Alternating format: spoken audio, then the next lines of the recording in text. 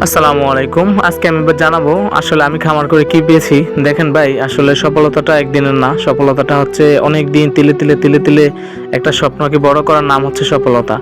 তো আপনি যখন শুরু করবেন, আপনি দেখবেন আপনার পাশের আশেপাশের লোকেরাই আপনাকে টাইনা নিচে নামাবে। দেন সবচেয়ে বড় বাধা এবং কি সবচেয়ে বড় সমস্যা যেটা, সেটা হচ্ছে ফ্যামিলি থেকে।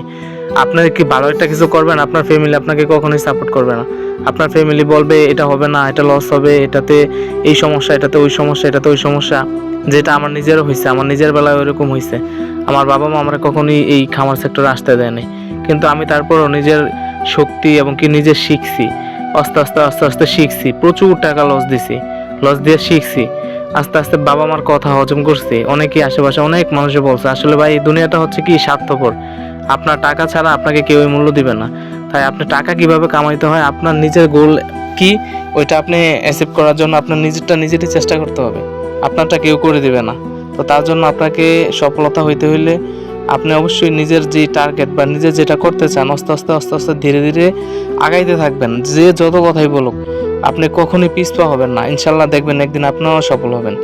আর এটা হচ্ছে এমন একটা সেক্টর, খামার সেক্টরটা হচ্ছে এমন একটা সেক্টর, এখানে লাভের থেকে লসই বেশি হয়, সফলতার থেকে মানুষ ঝরে পড়ে যায় বেশি। কিন্তু তারপরও তাই বলে কি কেউ শুরু করবে না বা কেউ করবে না? অনেকেই তো হচ্ছে বা অনেকেই তো করতেছে, কেউ আসতেছে আবার কেউ যাইতেছে। দুনিয়াটাই নিজামটাই হচ্ছে এমন, আজকে শিশু জন্ম নিতেছে, কালকে আবার সে একটা মানুষ মারাও যাইতেছে। তার মানে কি মানুষ জন্ম নেওয়া কি বন্ধ হয়ে যাবে? না, কখনোই বন্ধ হয়ে যাবে না। আবার কি মানুষ মৃত্যু হওয়া বন্ধ হয়ে যাবে? এটাও হবে না। তার মানে মানুষ আসবে যাবে, সফল হবে কেউ, কেউ ঝরে পড়বে, এটাই স্বাভাবিক। তো ভাই আসলে নিজের মনোবল শক্ত করেন এবং কি ধীরে ধীরে লাইগা থাকেন, শিখেন, অল্প দিয়ে শুরু করেন। আলহামদুলিল্লাহ ভাই, আমারে অনেকেই না করছে, অনেক মানুষ না করছে।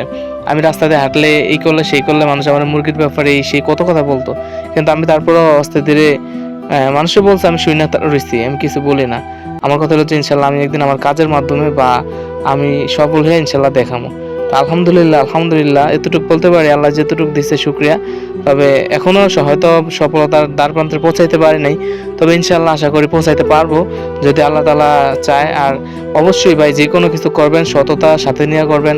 সততার সাথে আপনি যে কোনো একটা কিছু করেন, সততার সাথে করেন, ইনশাল্লাহ আপনি টিকা থাকতে পারবেন। এটা হচ্ছে এক। দ্বিতীয় কথা হচ্ছে আল্লাহর উপরে ভরসা রাখেন। আল্লাহ হচ্ছে রিজিকের মালিক। আল্লাহ আপনার রিজিক আল্লাহ চাইলে অনেক দিতে পারে, আপনি আরেকজনটা দেখে হিংসা করে কোনো লাভ নেই ভাই। তাই বলবো যে যারা খামার সেক্টরে আসতে চান, আস্তে আস্তে ধীরে ধীরে বড় করেন, আস্তে আস্তে সফল হন। দেখবেন একসময় আপনারা মানুষ বাহবা দিবে, আপনার দ্বারাও হাজার হাজার ইউটিউবাররা, হাজার হাজার টিভি চ্যানেল নিউজ করতে থাকবে। তো সফলতাটা আসলে যখন সফল হয়ে যায় মানুষ তখন বোঝে, কিন্তু এর আগে কেউই আপনাকে দাম দিবে না। আপনি একটা কিছু করতে চাবেন, আপনাকে কেউই উৎসাহ দিবে না। বরঞ্চ বেশিরভাগ মানুষের কাছ থেকে আপনি নিরুৎসাহিত পাবেন। বলবে যেটা করিস না, এটা করলে এই হইব এই হইব, মুরগি মারা যাবে, সেই কত কথা ভাই, কত কথা, তাল বাহানার কোনো শেষ নেই।